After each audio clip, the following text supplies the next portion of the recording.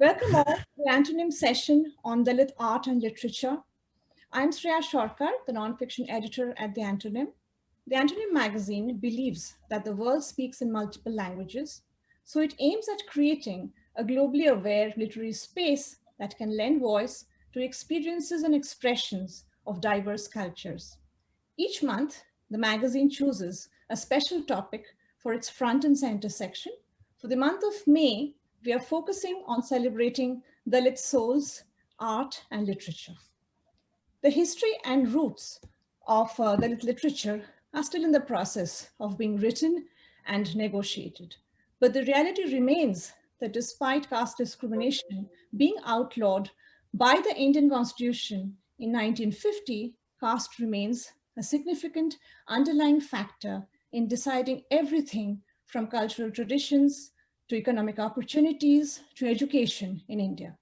The superstructures of race in the US and caste in India inform, deform, and complicate the identities of the marginalized along lines of gender, class, and family structure. While Dalit literature has existed for centuries in the form of oral histories and songs never written down, with time, it started shape-shifting and amalgamating into new forms, adjusting to how Indian society's experience of caste changed. The Dalit narrative has unearthed exclusion, resistance, and victory. The writers from the community have used their lived experiences to write tales of great diversity, anger, sorrow, as well as joy. And now it has become even more inclusive. Writers are letting go of themes such as anger and rejection and embracing newer forms and subjects like beauty, nationalism, mob violence, and Islamophobia. With time, Dalit art and literature found a place in global literature, sharing with the world a different idea of India, unlike the one that depicts the country as a benevolent, non-violent land of mythological wonder. Today, we have with us four wonderful panelists to discuss these trends. We have Dr. Jaydeep Sarangi with us here. He's a poet, translator, and an academic. He specializes in marginal studies, post-colonial discourse, and new poetry. He has written several books and articles on Dalit writers and activists from India, including Surviving in My World, Growing Up Dalit in Bengal, that was published in 2015. He edits an international journal for poetry called Tista, and he won the Setu Award of Excellence in 2019 from Pittsburgh, US. At present, he is the principal of Neolipur College, Kolkata. Welcome, Jaydeep, sir. Yeah, welcome. From Kolkata. Thank you. Thank you for joining us. We have Angelo Geter. It's lovely to take part in this panel. Yes. Thank you. Yeah. We also have Angelo Geter with us. He's an award-winning poet and spoken word who currently serves as the Poet Laureate of Rock Hill, South Carolina. He is a 2020 Academy of American Poets Laureate Fellow, a National Poetry Slam champion, and Southern Fried Regional Poetry Slam finalist. His work has appeared in All Deaf Poetry, Post and Courier, Charleston Currents, and the Academy of American Poets Poem a Day series. Most recently, his work was featured in the Power of Goodness anthology published by Chapel Hill Press. He is currently working on his debut poetry collection. Welcome, Angelo. Good morning. Well, good morning for me. Hey, everyone. Thanks for having me here. Thank you. We also have Dr. Jayashree Kamble joining us from New York. She has a PhD in English with a supporting program in popular culture from the University of Minnesota. She specializes in romance narratives in film, fiction, and television. Her first book, Making Meaning in Popular Romance Fiction and Epistemology, was published in 2014. She's a professor of English at the City University of New York's LaGuardia Community College. Hello, welcome, Jayashree. Thanks, Shreya. I'm happy to be here. We also have Prashant Ingole here with us. He's a doctoral candidate in humanities and social sciences at IIT Gandhinagar. His research work focuses on Dalit studies, cultural studies, and interdisciplinarity. Welcome, Prashant. Thank you, Shreya, for this opportunity, and happy to be a part of this panel. Hi, Angelo, Jayashree, and Jaydeep. Thank you. So we are going to have a free-flowing discussion, but just to warm you up and to get the conversation started, let me just toss in a few specific questions one by one. The first question is for Jaydeep sir. How do you think Dalit literature has changed, or has it changed over the years? Is contemporary Dalit literature different from the older literature? And also, please tell us a bit about your experience with translating contemporary Bangla Dalit poetry. Yeah, I always consider Dalit literature is literature written with a purpose. And if the first question that you have asked me, if there is any change of Dalit literature as a corpus over a period of 70 years or so, now, if we go back to the time of the inspiration and impetus, the literature of emancipation, the literature of resistance, the progressive literature, quote unquote, and it was, of course, Phule, and then Ambedkar was the fruit of Phule's garden. And of course, we fall back to Ambedkar's principles, his activism, his social reform, and his very important speeches. And of course, his articles, manifestos in 1930s onwards, I think, there's a sea change, and there is a kind of, I will say, shouldering for each other to uphold the flag of the marginal communities, we can say, term it as Dalits in India.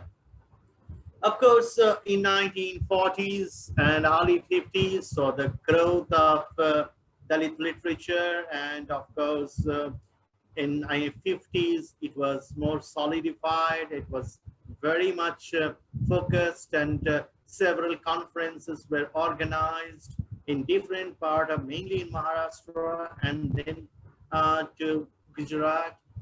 But if we look into 50s, Dalit literature was all inclusive, because most of them had, many Dalit leaders visited America and went to America and studied Black American literature, Black Panther movement in America, and also some Dalit leaders also visited Russia, or you can say USSR in the then time, and got the Marxian view of socialistic view of the Dalit literature, and was very inclusive in a sense that it included all the marginal sections of life, even women, laborers, and all that. And 1960s was the time the more productivity of Dalit literature in India, and mainly in Gujarat and Maharashtra, became the sources of Dalit literature, and several conferences, seminars, and several book forms in regional languages came out, which made a revolution in Indian literary movement, I'll say. In 1970s, we saw the rise of Dalit Panther movement in Maharashtra, and it was for a definite purpose, where constitution was being constructed, the ideology was formed, and I will say the 70s was the time when Dalit literature got its momentum in basing it in Maharashtra, but it made an inroad to the Indian academia as also as a form of literary, counter-literary movement and such, and as a literature form.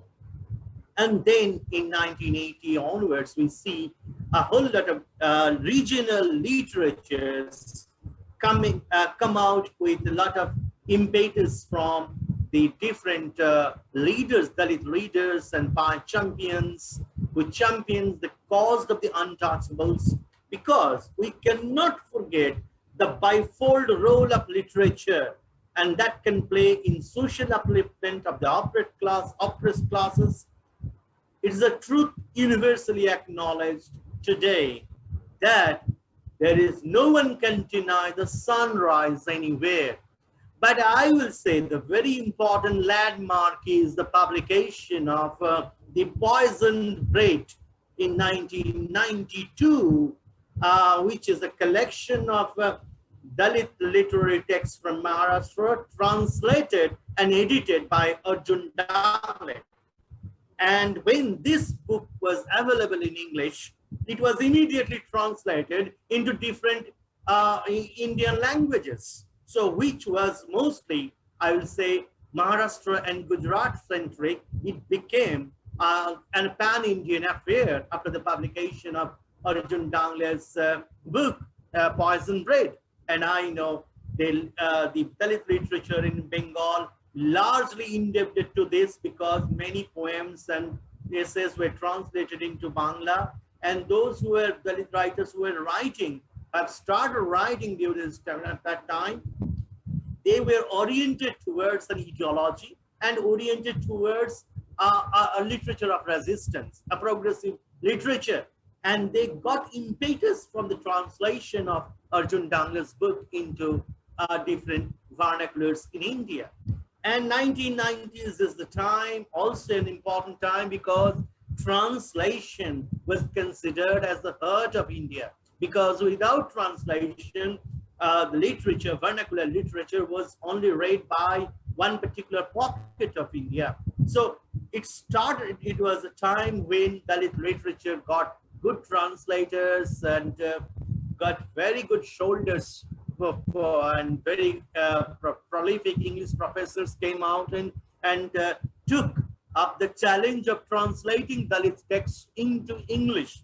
And so mid-90s onwards, and we see a lot of autobiographies from Sharan Kumar Limbale to Bama's Karuku to Kalyani Thakur's and Manohar Moli Viswas's autobiography, to all parts of India, Jhutan and everything.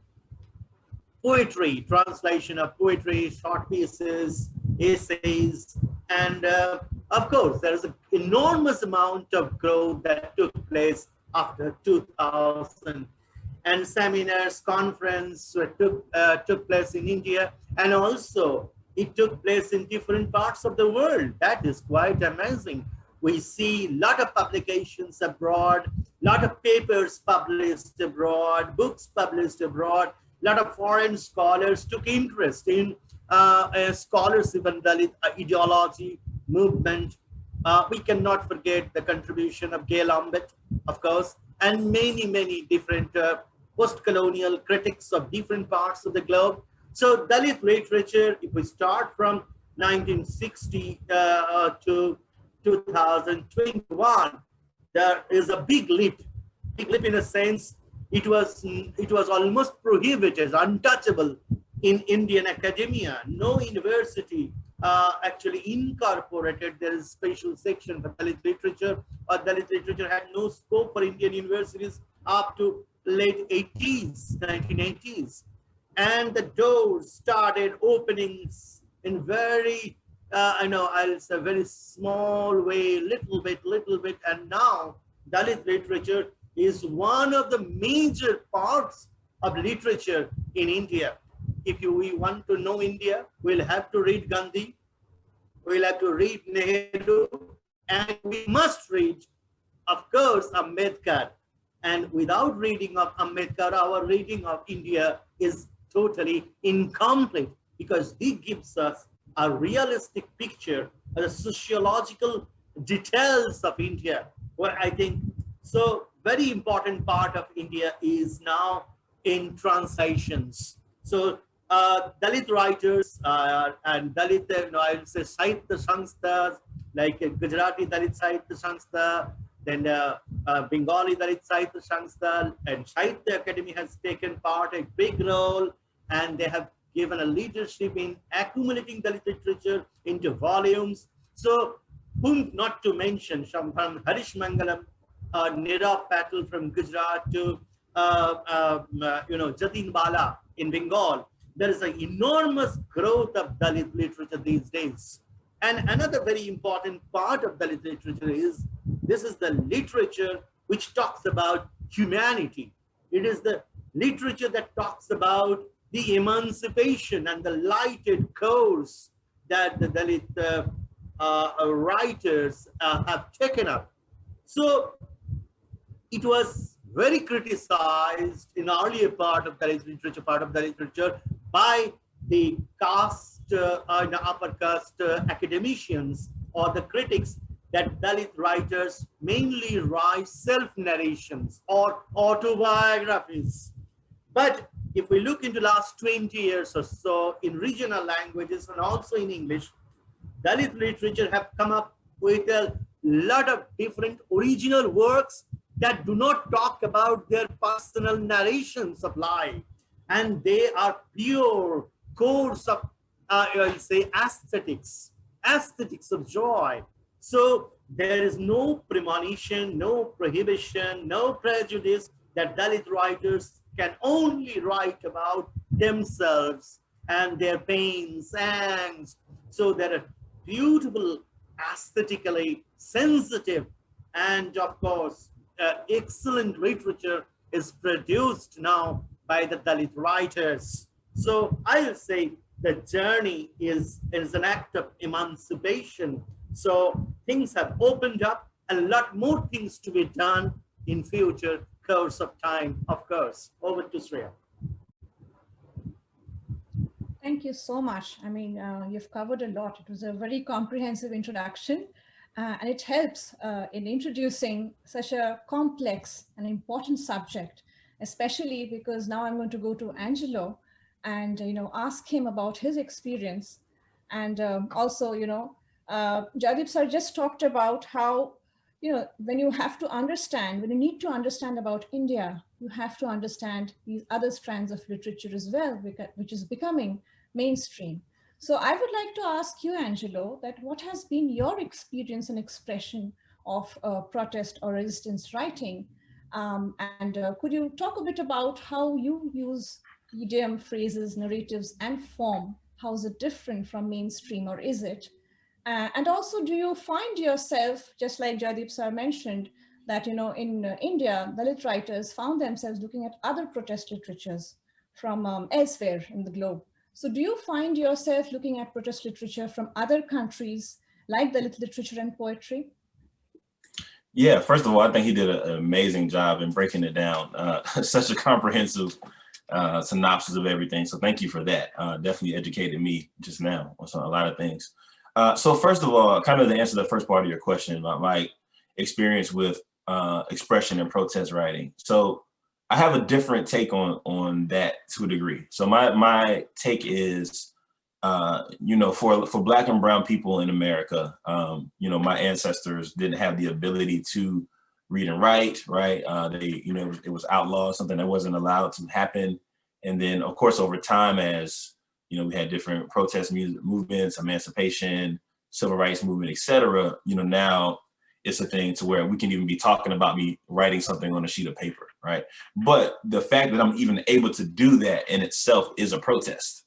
It's a protest to the history and past and where, I came from and where where marginalized people of color everywhere, come from, right? Where if you come from a lower class, or you're seen as less than, if you're seen as subservient, as a slave or what have you, then you being able to do any type of thing where you can express yourself is a form of protest writing. So I kind of look at literature and writing in that way. The people that I look up to, my heroes, Langston Hughes, Maya Angelou, Paul Laurence Dunbar, the list goes on and on. These people are folks who I look at as archetypes who in those times, were facing a lot of discrimination, a lot of negativity, and, was literally outlawed from being able to write, right? Frederick Douglass, freed himself, right? And he started writing articles in the North Star newspaper, and, these kind of things happened, and folks were literally risking their lives to create works of art and works of literature. So I think anything that we do as, as marginalized folk is a protest in itself. That's where it kind of starts from. And so I think that's the first thing that sometimes we kind of leave out. We just think about the messages in the writing itself, you know, but we don't think about the writing itself. You know, we don't think about the ability to do that. I think it's important to note here when we're talking about the lit literature and how, you know, I'm not from India, but I'm a little familiar with how things are there. And so for that class of folks to be able to do this is something that is revolutionary, you know, in that tradition, you know, and to be able to even express themselves when it wasn't something that seemingly was really allowed to do. So when I think about protest writing, I start there. But I also would say my experience with it kind of goes back to the Harlem Renaissance, where folks like Langston Hughes, like I mentioned, you know, the list goes, there's so many artists, and I don't want to leave anyone out, but there's so many amazing people that created amazing work out of that period. And I was doing a talk on this recently, and one of the things I said was literally like Harlem in that time was, I think maybe it's 100 square blocks or whatever, square feet, not very large, but it had the largest congregation of Black people in America there. It was like I think 100,000 people in the span of like 10 years were living in, you know, essentially 4 blocks of road, right? And so a lot of amazing things came out of that. Even if the work itself wasn't saying Black power, this, Black power, that, it was still very enlightening and very eye-opening. You know, the dream deferred, when you think about poems like that, when you think about Paul Robeson's, and when you think about other writers in that time period that were able to just gather together and have community. You know, that's where my origin of understanding protest art is. And then all these amazing painters and musicians and sculptors and actors, you know, came out of that. A lot of folks that we never will hear of, you know, to be honest, because their work wasn't pushed, but it was such a big push and such a lot of amazing things were created out of that. So it starts there for me. My tradition in terms of poetry, I've loved poetry for a long time, but I would say that I kind of got into it more so through spoken word poetry, which is performance-based poetry. And so for me, I think the origins of that, I mean, really spans back to Africa and oral traditions, but specifically around like the civil rights movement, when you have people, and a little bit after that, when you have folks like Gil Scott-Heron doing poems like "The Revolution Will Not Be Televised," poems like "Y.E. on the Moon," you know, very controversial poems and art at that time. But for whatever reason, they didn't allow society's norms to dictate to them to what to say and how to say it. And I think that's, you know, very well understated when you think about like the social movements, right? And when you think about the civil rights movement, you don't typically think about the poems and things and songs that were created, but that was the underbelly of all that was happening. You know, not only was protests happening, not only was marches and things happening, but art and literature and writings and things were being created, you know, and those are always like the footnotes of these movements. And so I think it's important to note that seemingly here, the parallel, and from what I can tell, is that art is sometimes the catalyst for creating a movement, you know, similar as it is with the civil rights movement, with Black Lives Matter movement, as well as the Dalit movement, right? I don't see the lit as just a literature thing. It sounds like it's really a movement in terms of just culture, you know, and so I think that's really important. And for me, when I create work and when I think about how I want my voice to come off and things I want to use, I think about those particular movements. I think about, you know, I think about the lit now that I know a little bit more about it than I did a couple months ago, but the lit, and I think about, you know, Harlem Renaissance, all these other social movements and beat poets and all those things, all those different generations of writers. One of the things I really have focused on lately is using typical colloquialisms that we grew up with in my writing. So that wasn't something that was typically allowed, like, you know, using Ebonics, for example, or using language. I'm from the South, so we have a lot of slang words and slur words and sayings and phrases that you probably wouldn't hear anywhere else.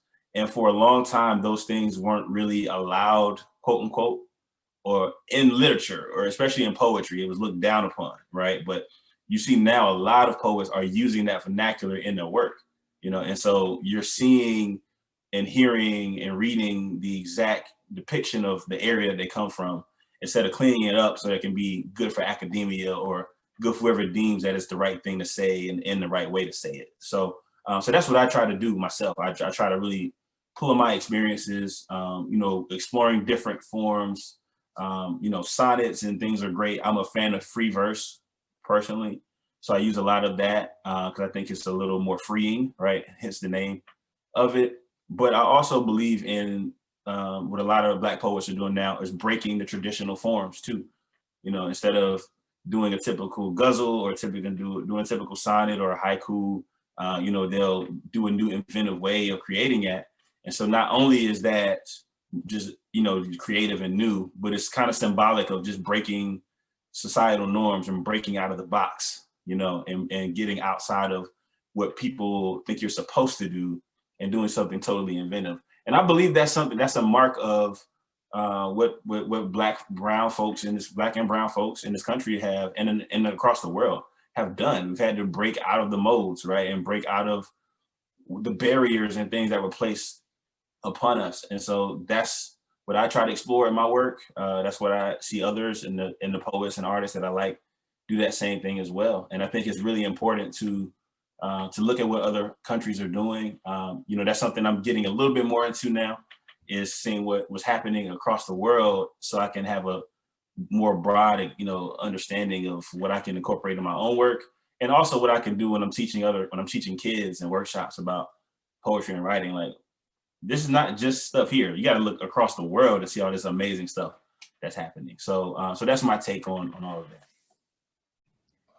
Thank you so much, Angelo. It's wonderful how you talk about, how literature is not a standalone movement. It's a footnote, it's the lid of a much larger social movement. And you do mention how art, music, theater, they play such an important role as well. The role it played in Harlem Renaissance it's similar for other movements as well, and it just makes the transition to what I have in mind very easy for me. I'm going to you, Jayashree, it's just amazing how visual art can make a difference when it comes to expressing resistance, protest, pain. So my question for you is that how closely do the visual, literary, and the political dimensions intertwine and combine? What narrative is being built through these interconnections between the visual and the literary?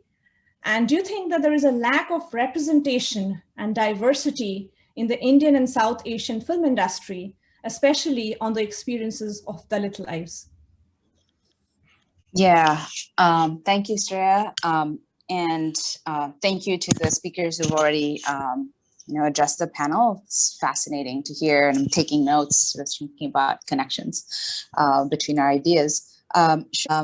What I'll say is that for the longest time, of course, the control of the Indian movie industry has not, included people from marginalized and minoritized communities. I have a slide here, the second one, Sreya, which is just a quick overview of what cinema has looked like when the control doesn't lie in the hands of minorities. So we have Achut Kanya, for example, which translates as untouchable maiden, one of the sort of earliest examples of a Dalit being represented on screen. As you can see, the title itself is about the female protagonist. That's from 1936, and it's by Franz Osten, who's German. And this is sort of the establishment of what the image of the Dalit was. And so sort of to speak to the sort of visual element, but also the plot and other elements of cinema, building a particular narrative of the Dalit as being, for lack of a better word, pathetic, right? There's inspiring of pathos, to sort of go back to the original term. And what happens in a lot of these stories is you have a romance that's between someone from an oppressor caste and someone from an oppressed caste, Dalit, untouchable, and Achut Kanya, and it's already sort of destined for disaster. And these stories would constantly sort of sentimentalize the story of the marginalized Dalit, but they ensured that there was no breaking away from the taboo against this kind of marriage. And so oftentimes the Dalit woman died at the end, and she was like, there was a sacrifice element involved, and everybody was supposed to cry at how sad her life is, but there was really no effort made to change that narrative. So that's what sort of the visual representation was, that's what the plot was. And you see this sort of repeated over and over again. So Southern, which is from 1983, right? Several years after independence, several years after untouchability has been outlawed, et cetera. And we still have the same narrative. So in this one, you have a father-daughter family of Dalits who are involved with a oppressor caste family. And the visual is also interesting. So both of them are played by what's called Savarna or oppressor caste actors, and they are their faces are blackened to indicate that they are they're Dalits, and you get the same narrative of sacrifice and unhappiness because they are such good people, but this is a society that just doesn't, break through these barriers, and so you have the characters sort of dying towards the end. So they're being represented visually as darker and somehow lesser than the lighter skinned, prettier oppressor caste, and then you have the oppressor sort of maybe be interested in one of them either as an employer or as a potential lover, but that never really goes anywhere, and the oppressed caste characters typically end up dying.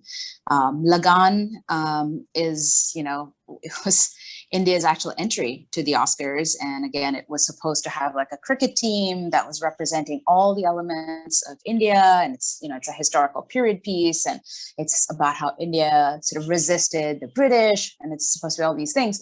But again, if you look at the character who represents the Dalit community, he is literally made physically disabled. And the plot tries to make this seem like, but look, we're going to take him along with us in our team, and we have to make concessions. So it's kind of a sort of affirmation of affirmative action, but it completely misunderstands the concept of affirmative action, and it makes it seem as if the Dalit character is quote unquote naturally disabled. Right? Like it takes out all the element of structural damage that affirmative action is actually supposed to fix. So even in this quote unquote progressive movie, which is directed by somebody who is from the Savarna community, and stars a man who's Muslim representing India, you have these sort of ironic plot twists in the construction of this cinema that then India sends to the Oscars as a sign of our sort of amazing film narratives. And then the last one I'll mention is actually Nagraj Manjro's Sairat, which was in Marathi and then has been remade in multiple languages, which is interesting because, again, you have the story of the tragic love between two different communities. And it's interesting that the female protagonist who actually occupies a higher status, because the male protagonist is actually from the Fisher community. And so there's a distinction between their castes, and of course things don't end happily. But Manjro actually steps away, at least, from having a Brahmin protagonist in there. And he sort of plays around with patriarchy and caste and how those two intersect in his text. And so it's doing something a little bit different, but the narrative of sadness and tragedy tends to persist. But the next slide, Shreya, we can't see your screen anymore, but again, I'll just mention some of the names. You have, I think in the last year or two, people who are doing what you might consider sort of protest cinema or protest literature. So Paranjit's Kala, which literally means black, that came out in 2019. You have a short that was created by Rajesh Rajamani called The Discreet Charm of the Savarnas, which is playing off of the French Discreet Charm of the Bourgeoisie movie. And then most recently, actually, as recently as last month, Netflix had an anthology called Ajib Dastans, which included a short by filmmaker Neeraj Khaiwan called Gili Puchi. And in that one, we actually have a queer Dalit female protagonist. And in all of these, I'm sort of seeing an element of protest literature, if you will, in the way that Shreya sort of conceptualized our panel, because they all have very assertive Dalit characters or protagonists who are defying that previous pigeonholing that Indian cinema has often done with Dalits. And this is both visual, and it's through plot, and it's through dialogue.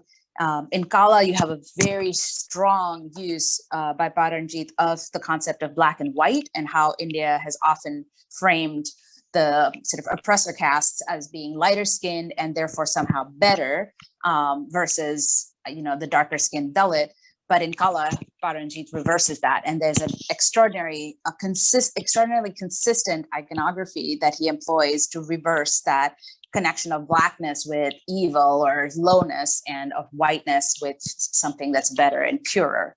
Everything gets reversed in that text. In Gilipuchi, you have a queer Dalit character who, again, seems to be destined for unhappiness. Like, this narrative starts at that point and it completely goes in a different direction, where she refuses to inhabit that narrative. So in some ways, she's directly defying the concept of karma, which underlies all of the caste system in India. And she sort of will not enter that script. And she makes these interesting choices, both as somebody who's trying to sort of achieve certain professional goals, and trying to figure out how to figure out the queerness that has involved her in an intimate relationship with a woman who doesn't have as much power as men do, but at the same time does have caste privilege. And so I'm seeing the plots are changing, the dialogue is changing, and this is happening, to go to your last question, Shreya, because I think filmmakers are entering into the sphere who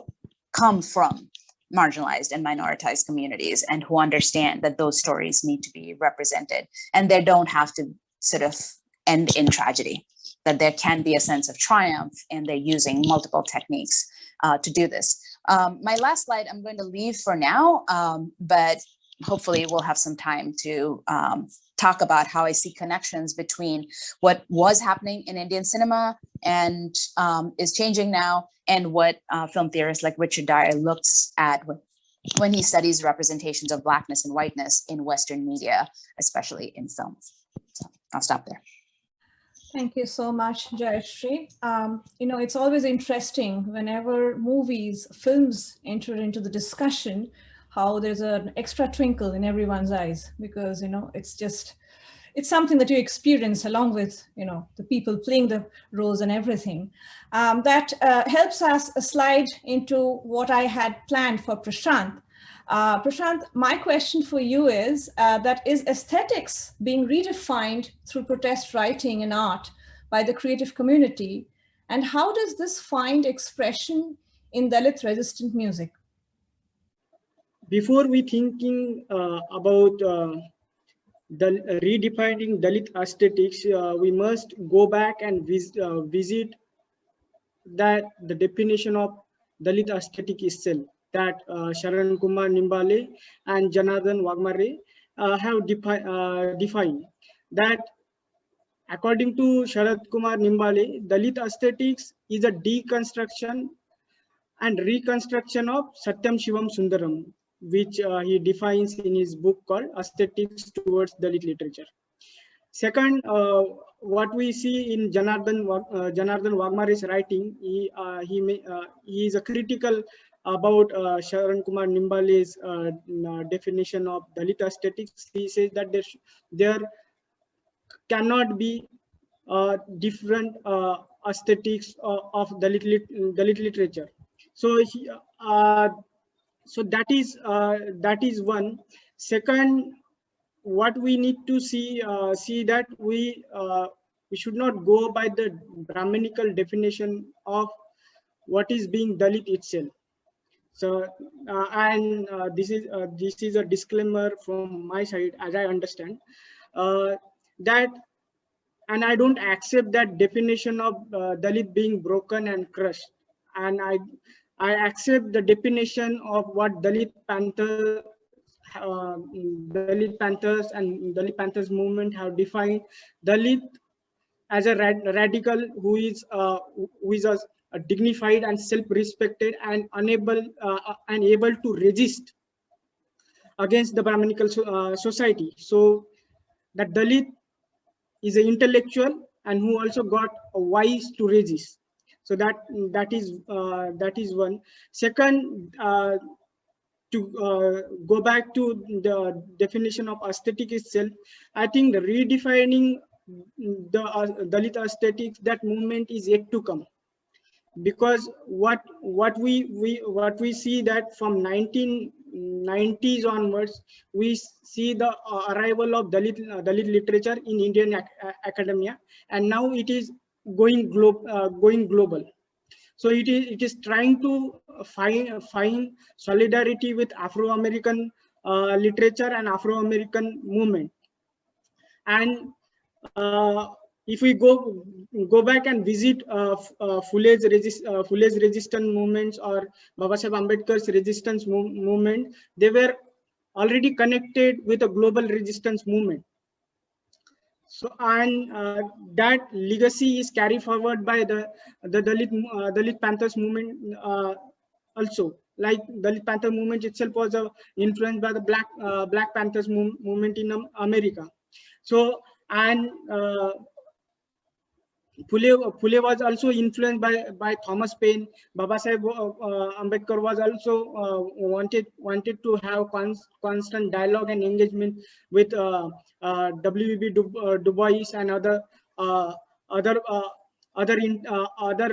Afro-American intellectuals. So now what we see in the difference in Dalit literature, there is a visualization that is happening. So, and that visualization is happening not just through cinema, but also through songs and music. What we see in Dalit literature, there was a form of poetry which was much more popularized by Namdev Dhasal.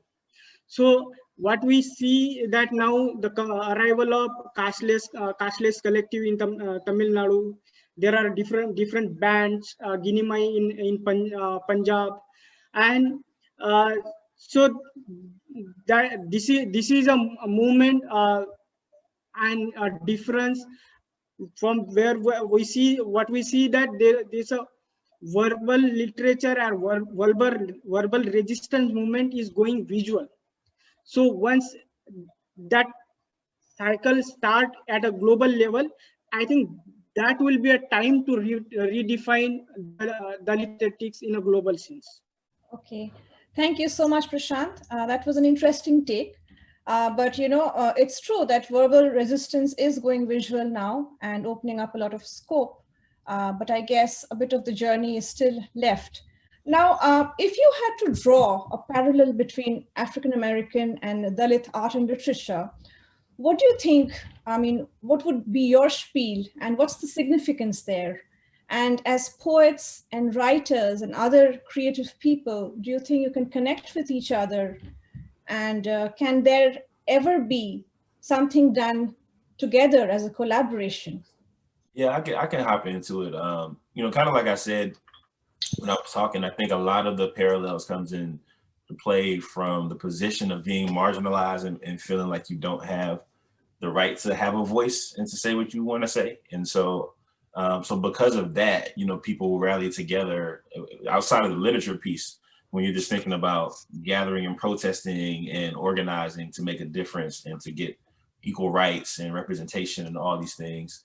The art comes as a result of that, right? So I think that's where a lot of the similarities come into play, because it's essentially the same thing as people who've been looked at as less than, been marginalized, been talked down about, racist, homophobic, what have you. And then that's, they're creating work that is trying to change the narrative, and I think that's a really, it's so interesting that it's so similar. And even to the point of the Dalit Panthers, I didn't know about that prior to going about this, and those kind of things, like how you can be in totally different parts of the world, but you still have a lot of similarities in what you're dealing with. Yeah, that's very interesting, and it's a learning from all of you. So my take is like that, Dalit literature in India is very unique, the very stratified as a caste pyramid. It's not class, it's caste pyramid. It's very difficult to understand and interpret Indian structure, sociological structure. For me, of course, very interesting point here raised. On a personal note, I have been greatly influenced by, as a critic, I'm a professor and of marginal literatures. I traveled a lot to Aborigine communities in Australia and Maoris in New Zealand. So I have found a lot of similarities and a lot of, I would say, anthropological similarities. And but in Aborigine Australians' case is even more, very difficult because the legislation is different, law is different. One set of law for the whites, one set of law for the Aborigine. So I hope in my maybe 50 years' time we won't talk about marginal literature. We won't talk about peripheral literature because margin is the center, center is the margin, and center cannot hold for a long. So there's a long way to freedom, and of course, we can talk in a free space after 50 years of time, all on the same platform. Over to Sreya. Thank you, Jaydeep, sir. As usual, very informative. Now here, I would like to bring a different kind of a question.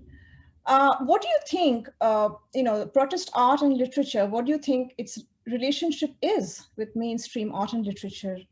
Is there acceptance, or does one even want acceptance, need acceptance? And this question is open for anyone. So in my understanding, as I already mentioned, that Dalit Panthers movement was also influenced by the Black Panthers movement, and that influence continues. So what we see that coming up with Dalit rap or Dalit music, it is also influence of Afro American style of resistance. I don't know. I'm yet to come across this, that Afro American intellectuals are yet to take Dalit literature or Dalit movement in consideration. I think that would be another important turn in Dalit literature and movement in redefining the solidarities with Black Lives Matter movement and Dalit Lives Matter movement, and the young. This will be a movement of the young generation. You bring up a very important point here, Prashant. It is, is it a one-way traffic or is it a two-way traffic? And how are things getting redefined? And when is it a good time? I think, with more webinars and seminars being organized at the global level, maybe it's going to change. Maybe the process has already started. Jayashree, would you like to try answering this question as well? And I also agree with your point that maybe that we are not having enough of a sort of circular or back and forth happening between Dalit creatives and African American creatives. I mean, the whole world, I think, in terms of protest movements, have learned from hip hop. So you will find, the sort of the stance that hip hop has taken sort of replicated all over the world. So it's certainly very, very influential in that direction. But maybe the talking back is not happening yet. And as you're saying, Shreya, maybe having webinars and other kinds of connections will facilitate that movement. I will say that I'm a little bit hopeful of that process accelerating, but in an unusual direction, which is through Isabel Wilkerson's recent release of Caste, her nonfiction work, where she's trying to find connections between the way that oppressions have worked against African Americans within the American system and have worked against, oppressed communities, castes in India, in the Indian system. And she also, I think, is working with anti-Semitism as the third prong, and how she sees those things. So it is my hope that because she has, and the book has gotten so much press, It was part of Oprah's book club, and she's been on in many places talking about it, that we will have a better conversation, a better awareness, and a better back and forth about similarities between communities, whether African American and Dalit or other minoritized communities in other parts of the world. So that to me seems like a hopeful thing. In terms of actual creative work and exchanges, I still feel like the learning is happening maybe in one direction. So the way that Indian cinema works, I think, is still learning to a large extent from the way Western cinema has operated. And there is, I think, change that you can see in the way current filmmakers who are Dalit or close to the communities are portraying things technologically is actually changing. And that's partly why I'm interested in Richard Dyer and the way he talks about what he calls racial technologies, and his sense that film has always been about privileging whiteness. Whether it's the actual photograph or whether it's painting or other forms. And it's only maybe with the advent of digital technologies that we're actually able to privilege darker skin and sort of talk about its beauty and its aesthetics and represent it in a way that film stock, like the materiality of film, has never made room for, because that film stock, the technology of it, the chemistry of it was always developed and maintained and has been taught in film schools in order to showcase whiteness as a skin hue and to constantly associate it with, goodness or virtue or, heroism or whatever. But that's shifting. And I feel like I see that very clearly, certainly done by Black filmmakers.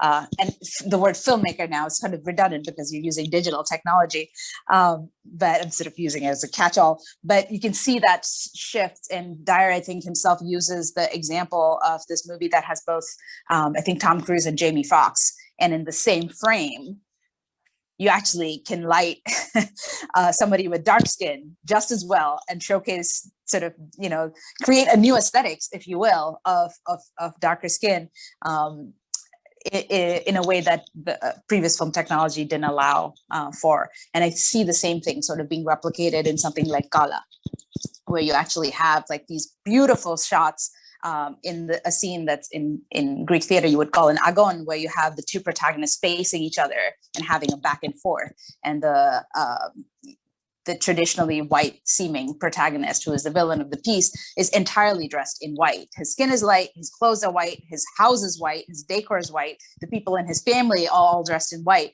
And then you get the contrast with our protagonist, who is very dark skinned and wears black. His hair is almost unnaturally black, because if you know the actor, she has gray hair now.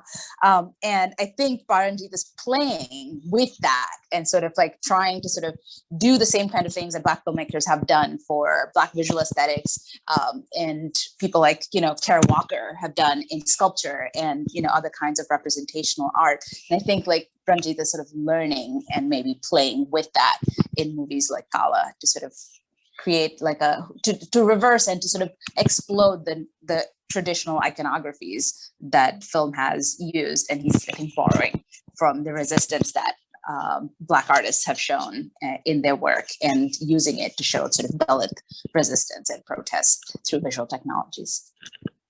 But I wanted to tackle the point, I think, that Prashant and Jayashree, I hope I'm saying your name right, but that they made about there's not a lot of reciprocal stuff coming from African American movements to the Dalit movements, and I think part of that is, and I don't have the answers, but I think part of that is we're very insulated here in America, like Black art, Black culture, and just America in general. I think it's very insulated, and so when you think about influences, I think the emphasis is put on Americans influencing each other and Black Americans influencing each other and amplifying that.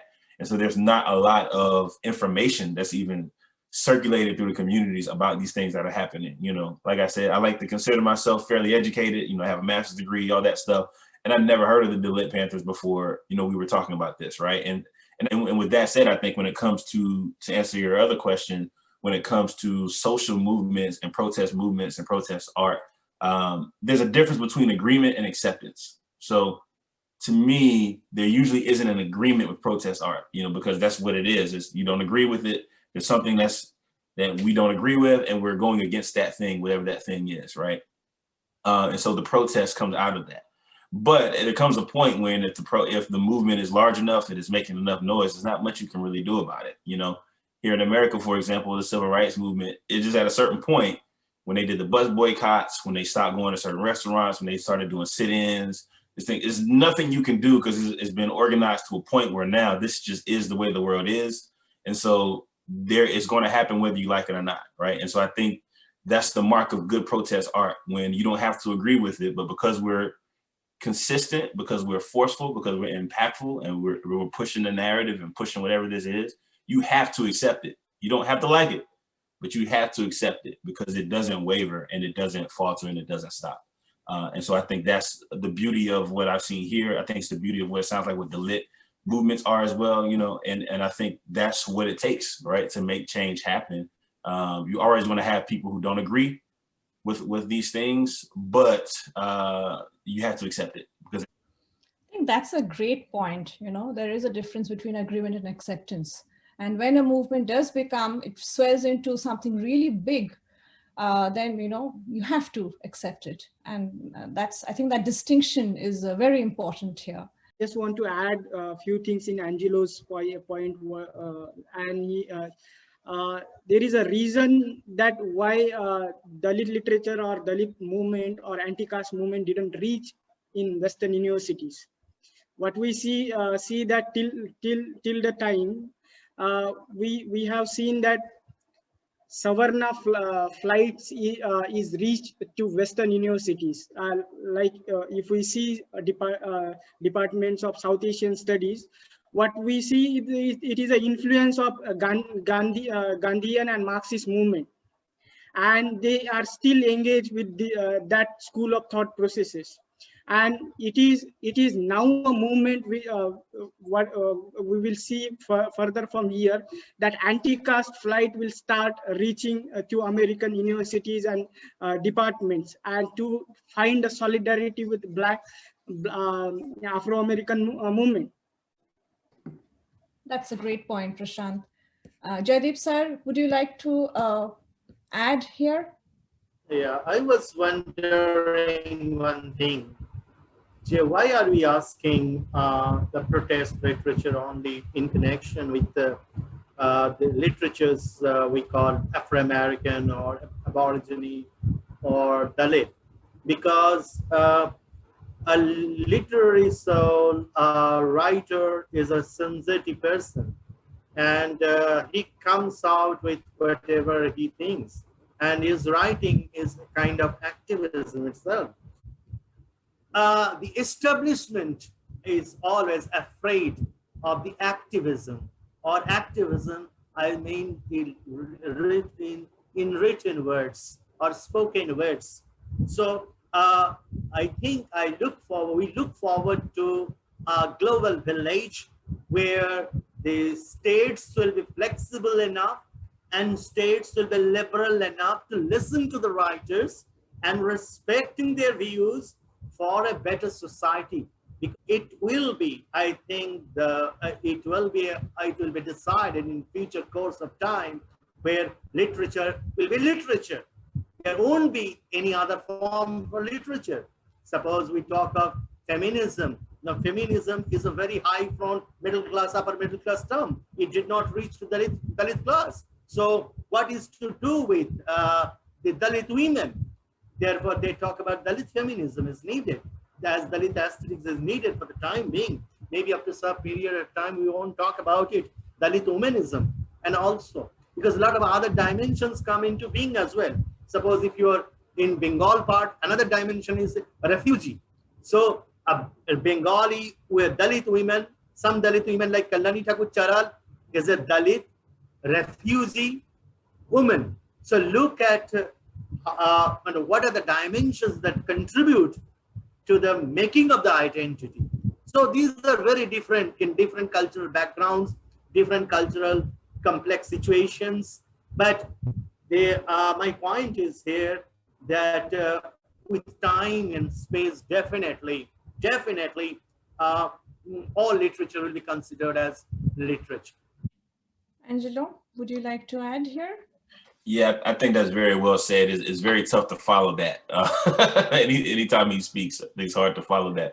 But I will say I completely agree with what he's saying. I don't think everything has to be intentionally a protest, right? But I do believe, again, like I said when I first spoke, I do think if you're a marginalized people, a marginalized group, then I think that technically anything you're doing is a protest of sorts, right? So for example, you know, a lot of my work centers on manhood, and it centers on what my experiences are of that. And a lot of that is different than what for a lot of people would think that what that is. You know, you might define it as something different. And so my take on it comes with a different perspective, right? And so because of that, it technically is protesting, or it technically is going against the idea of what this concept of manhood was, and specifically what Black manhood is, or how Black men feel about Black women, or, you know, et cetera, right? So I think it is, but I don't think everything has to be created with the intent of being so. Angelo, can you recite something for us? Sure. How did I know you were going to ask that? I had a feeling.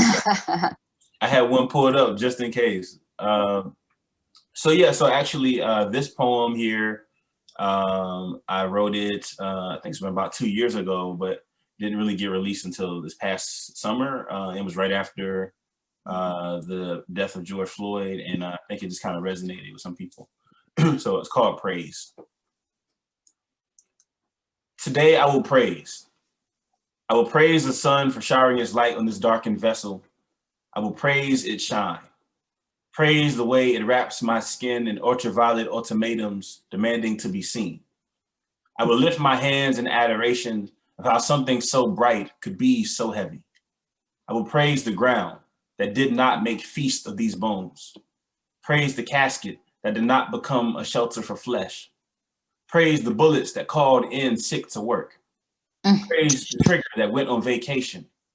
Praise the chalk that did not outline a body today. Praise the body for being a body and not a headstone. Praise the body for being a body and not a police report. Praise the body for being a body and not a memory no one wants to forget. Praise the memories. Praise the laughs and smiles you thought had been evicted from your jawline. Praise the eyes for seeing and still believing, for being blinded from faith but never losing their vision. Praise the visions. Praise the prophets who don't profit off of those visions. Praise this heart for housing a living room of emotions. Praise the trophy that is my name. Praise the gifts that is my name. Praise the name that is my name, which no one can plagiarize or gentrify. Praise the praise, how the throat sounds like a choir. The harmony in your tongue lifts into a song of adoration. Praise yourself for being able to praise, for waking up when you had every reason not to. Oh gosh, that is brilliant. Wonderful. Brilliant. Wonderful. Thank you. So much for sharing Thank that. you so much. Wonderful. Thank you. Thank y'all so much. Thank y'all so much. I appreciate that. Thank you. Okay, I think we are almost done time-wise. Would anybody like to, toss in a comment here, something that we have missed, or maybe over the course of this discussion, something that that has come to your mind and you would like to share with us? Just one thing I think is translation. There should be a time that where there will be a lot of translators will be available for literatures of the world. I'm not talking about only Dalit literature, maybe other forms of literature which are available in any common language, translated into different languages, so that we come to know in terms with that. So for example, Neruda, we read Neruda in translation from Spanish to English. So, and it has been translated in different languages. So I think this is the time that we open up our doors to read all and to reach out all. To read all and to reach out all. Jayashree, any parting thoughts? I thought I would leave people with a couple of recommendations, keeping in mind what our final few conversations have been. So one is Nagraj Manjule. He has a short that's called An Essay About the Rain. And in Marathi, it's Pausata Nibandha. But my sense is, and this touches on the translation point that Mr. Sarangi just made, I think film is an interesting way to move things across the world because there is greater translation, subtitling, closed captioning available. And especially with the development that Netflix is doing, there are more places for us to reach across those boundaries that have traditionally kept us apart a little bit more. So Netflix, like I said, the movie I mentioned earlier, it's a short called Gili Pucci, and that's an easy one to find. It's already captioned, subtitles, so you can very clearly sort of follow what's happening in the text. That's another one. And then my third one would be, again, Paranjit's Kala is amazing and I think easily available, also has subtitles, and it does, because Angelo, you just mentioned, you use the word gentrification, where, especially where I live in New York, that's a big issue, right? We know that it's structurally become this huge problem, but I think you would especially like Kala a lot because it deals with the issue of gentrification that's been imposed on lower caste people living in the slums of Bombay. So again, there are different echoes and different ways that we can connect across these communities across the world. And I think cinema gives us a very easy path. Jaydeep sir, a bit greedy here, but can we hear you recite something? A very small poem. I think this is very particular about the position of the writers. Very small poem I'll recite. A love poem for Jose Mujica, or you say Jose Mujica, the Uruguayan president who was a farmer. A love poem for Jose Mujica, a dark brown strong brew that clears the mind. It rains all night. The world's humblest head of state asked me to describe your fair green face and the pain of the world in one line. I would say yours was so beautiful, but for someone else. Farmers of the world, Uruguay to India, have lost their land of the green. This last long night of waiting is for you, Mujica. You know, there is a farmers' protest in India. So this poem was written in the context and contextualizing it. Mujica from Uruguay, who was a farmer and became a very popular president of Uruguay. This is the job of the writer, to connect and look into the situation. I hope I could make out some sense. Thank you so much for the opportunity. Overall, with this discussion and the technical problems we have been having, if there is something that has come up, in your mind while listening to all these different presenters and speakers, and if you would like to share with us before we leave. So there are two points. One is about the protest literature. So it is not generally that it is what we call it as a protest literature, but whenever a person from an oppressed community writes, it inevitably becomes a piece of protest literature. So because caste is still rampant issue in India, race is a still rampant issue in Afro-American context, or in America, or in West per se. Still we constantly navigate through Brahminical and white supremacist ideologies. So we cannot ignore this issue. So it inevitably becomes a piece of protest literature. That is one. Second, that we need to have a constant dialogue with, in a broader sense, or at an international level. The same the dialogue which we had in Durban. So after 2001 and 2009, we don't see there is a dialogue and debate is happening in a context of race and caste solidarity. So these would be my final comments. Thank you so much. This was beautiful, really. Thank you everyone for this amazing discussion. There are discussions and then there are discussions like this, you know, frank, it's fierce, straight from the heart. This was beautiful. So thank you for taking time out from your busy schedule, and with what is happening in India right now. I know everybody's anxious. It's difficult for anyone to focus on anything. But yeah, thanks. I wish all of you the very best for your future plans. Please keep writing. We still have a pandemic raging around us, so please keep safe and keep happy.